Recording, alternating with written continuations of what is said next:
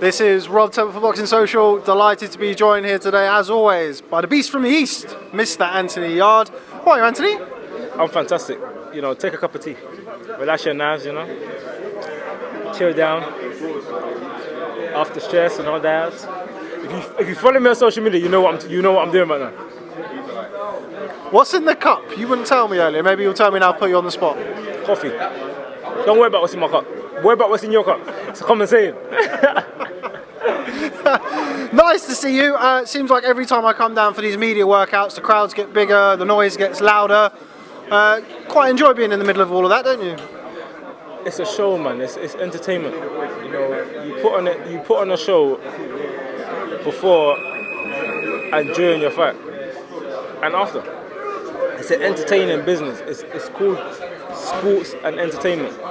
I know, obviously. Let me just give some of the fans public knowledge. If you come to open workouts, usually fighters are usually very lethargic, no energy. Probably do like a 5-minute workout because they just want to go and rest. Like today, I've got to check weigh-in.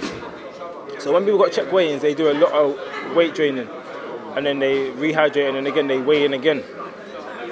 Me, I told everybody talks about, oh yeah, he's struggling to make weight, this, that. You don't have this much energy if you ain't doing the right things. Just readjust there because you keep moving, but we'll let you off. Yeah, so you're talking about, well, you're back in the ring this Friday, the Royal Albert Hall. Not the fight that you were initially going to have. You were supposed to box in Leicester at the end of February. What was that like, getting a fight cancelled? It was very last minute. It was very last minute. We had another opponent pull out. I think my opponent had an injury. A respected opponent. But anyway, he's not my focus anymore. As again, my focus is on switch. Just like you switch up the boxing attack, you might go to the head, you might go to the body. The opponents can switch as well, so now we've got an American guy. He was one of the guys that were on the list for when I was meant to fight in LA in America. But he turned it down and said he didn't have enough notice. But this time he's had, I think, 6 or 7 weeks notice. So again, that shows, that sounds of a fight that's not coming to lose. Saying that he wants more notice, So, yeah, man. Tune in on Fight Night. Did it change your preparations at all? I mean, it's not the first time it's happened to you. You've had opponents pull out, you're shaking your head. Tell me why not? No, because again, I focus on myself. I focus on being ready for whatever comes at me. I haven't looked at my opponent. People always come with different things, He might look at me and say, he might have been studying me and say, I need to fight this guy different. If I fight the way I usually fight, this guy's going to tear me apart. You don't know what your opponent's going to come with. I know what I'm going to come with, and that's what that matters. That's my mentality, that's how I work. You gone? Lions. Yeah, that's it. I thought you were going to carry on. No, literally, that's it. I just focus on myself, man. I keep it simple. That's just what it is, man. I just keep it simple. I focus on myself. I've been saying it from the beginning, If you look back, I have not changed my tune. Again, I come into this game, I'm just real. This is me, this is myself. I love laughing, I love joking. I can switch it on and be serious. I am a beast. But at the same time, I enjoy life. Now, one thing that we have spoken about a lot in the past is you're an East London boy. East! Scare me every time you do that. I still don't get used to it. But anyway, so you've boxed at the Copper Box. I know you've boxed at York Hall, but you're now boxing at the Royal Albert Hall, West London. What does that mean to you? It's a very prestigious building. They don't host a lot of boxing, particularly nowadays. I know you're somebody who likes to put on a show. You looking forward to boxing at Royal Albert Hall? Most definitely. It's still London, so it's still my city. London City, beast from the East. No, literally, I'm always going to look into putting on a show.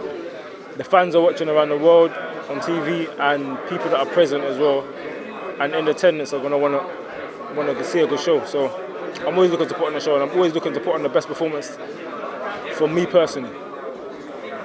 Now, one of the first times I've heard him say it, Frank Warren's been talking about you boxing for a world title this year. I know that he's said in the past about looking to put you in world titles, but this is the first time he's really put kind of not a deadline, but put like a date to it, that you'll be boxing for a title this year. Sergey Kovalev has been mentioned.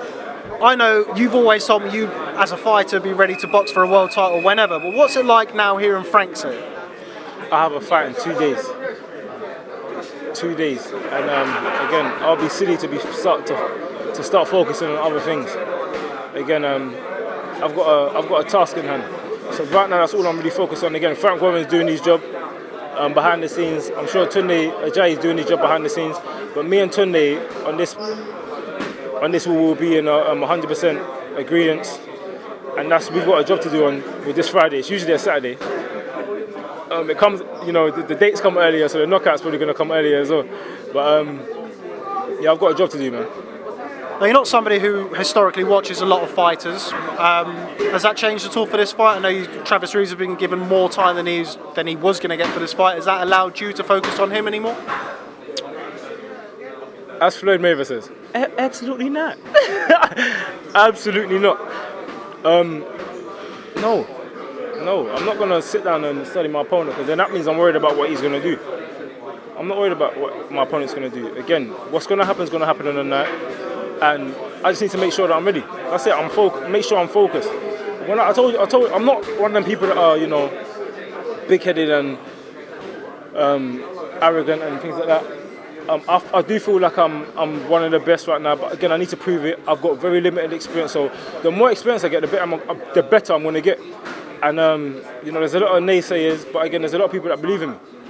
And what I've done already has never been done before. 12 amateur fights, and then already within less than 4 years, you're already in the top of the rankings. Ranked number 1 with the WBO already. Within the world, I think I'm ranked number 5 in the world. That's what I'm saying. People ain't comprehending what's happened. It's never been done before. A global deal with Adidas, and this is someone that started boxing at 19 years old. People they say that you should start boxing when you're 9, 10. That's a good age to start boxing. Learn the trade. Go to the schoolboys. Go and box for the England squad. Then go into Olympics, etc.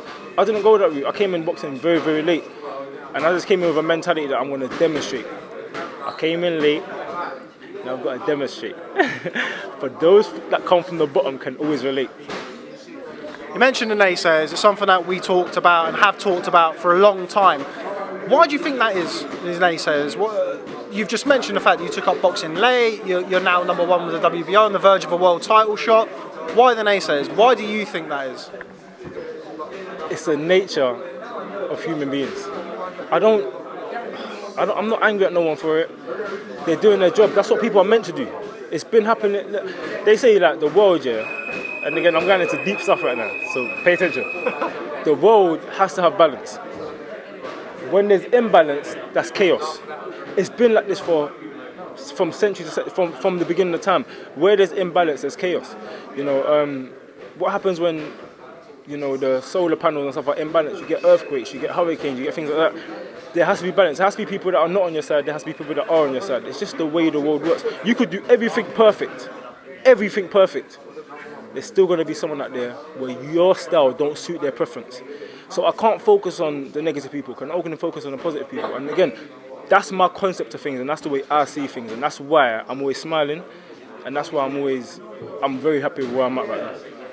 Now, I know you don't historically watch a lot of fighters, but I know that a fight that you did watch, you went out to watch. You watched the Kovalev-Alvarez first fight, which also Dmitry Bivol boxed on that card. I haven't seen you since Kovalev won the rematch. Did you watch the rematch? I didn't. Maybe it was to do with the time period.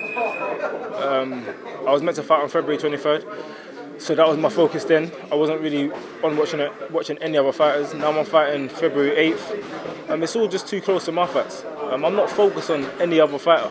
The only boxing matches I'm watching right now are the old school fights that I'm learning from. Shouldering, dipping, slipping, Mike Tyson body attacks, Mike Tyson head attacks, James Turney slips and counters, Roy Jones, quick hands. I'm out here watching old school boxing, studying. I'm not really watching present fighters. Is that going to change though? When you box for a world title, are you going to sit down and just have a look? I mean, conventionally conventional wisdom would point to, I'll probably have a look at a guy in boxing for a world title. As you just said, conventional wisdom. Conventional. I'm not conventional. If I was conventional, I wouldn't be where I'm at right now. I wouldn't be in this position. And that's just my opinion. I'm only going to focus on Anthony Yarde. I feel like that's Tunde's job. Tunde's going to look at my opponent and say, okay, and do your thing, but I just want to work on little things in this training camp, which I feel like will help in the fight. That's it. And then my job, my thing will be, alright, cool. That's it. Tunde might say to me, I want you to do a bit more cardio for this fight. I want you to be a bit more stocky for this fight. I want you to be stronger for this fight. I want you to be more defensive this fight. I want you to go out there and break down your opponent a bit slower this fight. This fighter, I want you to walk through him. It's all different. So my thing is this: trusting my coach, trusting what Adi says as well. Adi might say, Ant, I'll be honest with you, you're a lion, bro. Run through this guy. And I'll be like, say no more. What advice have they given you for this fight? You'll see on the night. I ain't stupid. I ain't gonna sit here talking about all that kind of stuff. Beat Anthony Yarde. That's the advice they've told me. You mentioned it there. I think, personally, one of the reasons that you and Tunde attract criticism is because you do things your own way. In boxing, people like a pattern, I think. People like a certain way of doing things. Would you agree with that? I 100% agree with that. And again, if you look at it statistically, I shouldn't be where I'm at. That's again what the average public will say. They will say, if you know what, if I listened, to negative people, I wouldn't be boxing. Because as I said, I started boxing when I was 19 years old. If I went to one of these negative people and said, do you think I should start boxing? What? No, don't start boxing now. It's too late. That's what would have happened if I listened to negative people. But when I listen to myself and positive people, and I listen to the man upstairs, I started boxing, now I'm here. So that's, again, I've got a certain way of thinking, and nothing anybody says is going to change my way of thinking. That's it. I'm stubborn. Just finally, before we get going, I'm going to see you tomorrow anyway. How's Champ? Oh, Champ's good, man. I saw him the other day, he was here. Again, he was still on his bike, doing his training. Champ, his personality is in his name, and that's his birth name, Champ. He was born with, I forgot what it was, BA. He was born with something that caused him to have a disability. For his 18th birthday, I took him and his family bowling. I whooped his dad. If he watches this, I'm sure he won't be happy. I told everyone, but I whooped his dad in bowling. Me and Champ was on basically the same team. Champ was rooting for me. Man, he's just a very, very cool guy, man. He motivates me a lot. Just final thing.